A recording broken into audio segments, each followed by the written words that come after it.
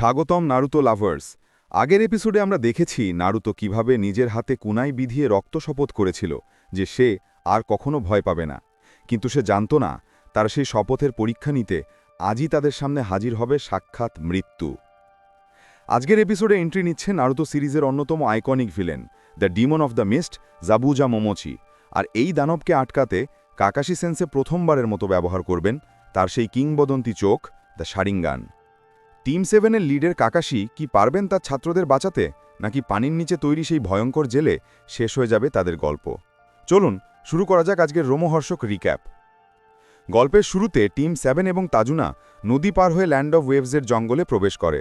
হঠাৎ কাকাশি সেন্সে চিৎকার করে ওঠেন, সবাই নিচু হও।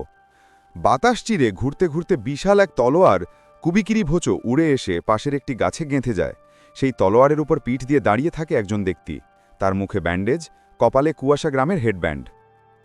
নারুতো উত্তেজিত হয়ে আক্রমণ করতে যায়, কিন্তু কাকাশি তাকে থামিয়ে দেন। কাকাশি বলেন, নারুতো পিছিয়ে থাকো, ও আগের ওই ডেমন ব্রাদার্সদের মতো চুনোপুঠি নয়, ও হলো কুয়াশা গ্রামের পলাতক নিনজা জাবুজা মোমোচি। জাবুজা কাকাশিকে চিনতে পারে এবং বলে, ও তুমি তো দেখি সেই বিখ্যাত কপি নিনজা কাকাশি, শুনেছি তুমি 1000-এরও বেশি জুৎসু কপি করেছ। পরিস্থিতি কতটা সিরিয়াস তা বোঝা যায় যখন কাকাশি তার বাম চোখের হেডব্যান্ডটি ওপরে তোলার সিদ্ধান্ত নেন। এতদিন আমরা কাকাশির একটি চোখ ঢাকা দেখেছি, আজ সেই পর্দা সরল। কাকাশির বাম চোখে একটি লাল রঙের চোখ দেখা যায়, যার মধ্যে 3টি কালো বিন্দু ঘুরছে। এটি সেই লিখখন্দনী শারিঙ্গান। যদিও কাকাশি উচিহা বংশের নন, তবুও তার এই চোখ দেখে জাবুজা সতর্ক হয়ে যায়।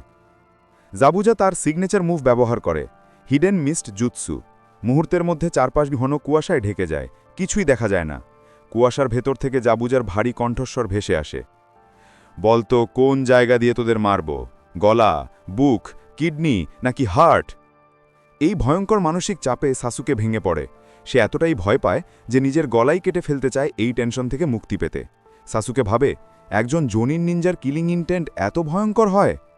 ঠিক তখনই কাকাশি সাসুকের কাঁধে হাত রাখেন এবং একটি আশ্বস্ত করা হাসি দিয়ে বলেন, চিন্তা করো না সাসুকে, আমি আমার বন্ধুদের মরতে দেব না। কথা শেষ হতে না হতেই জাবুজা আক্রমণ করে, কিন্তু কাকাশি তার শারিঙ্গান দিয়া জাবুজার প্রতিটি মুভ কপি করে ফেলেন। জাবুজা ওয়াটার ক্লোন ব্যবহার করে, কাকাশিও তাই করেন।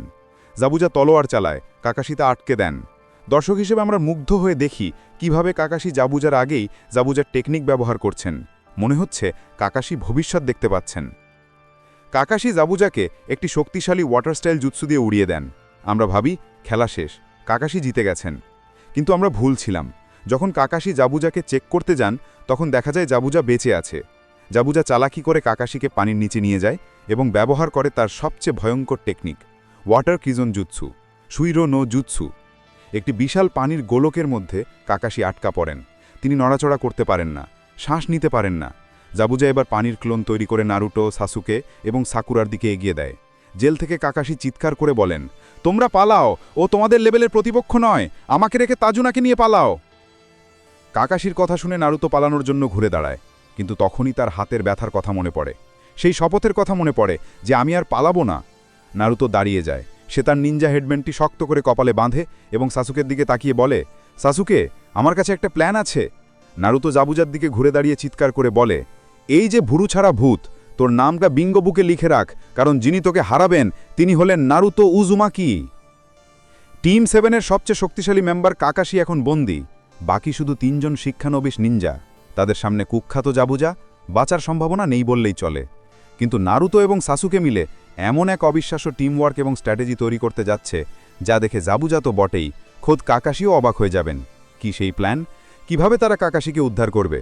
নারুতো কি পারবে তার শপথ রাখতে? জানতে হলে দেখতে হবে পরের এপিসোড।